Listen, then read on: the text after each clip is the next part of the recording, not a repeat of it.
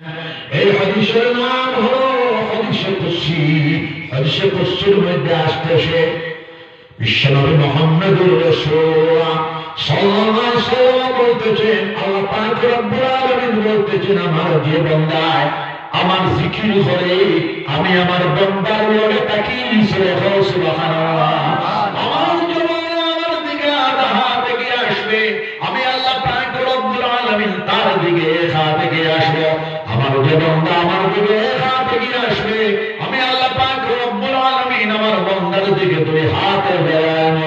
আমার যে বান্দা আমার দিকে আটিয়া আটিয়া বলবে, আমি আল্লাহ পাক রব্বুল আলামিন তার দিকে দৌড়া দৌড়া বলবো সুবহানাল্লাহ।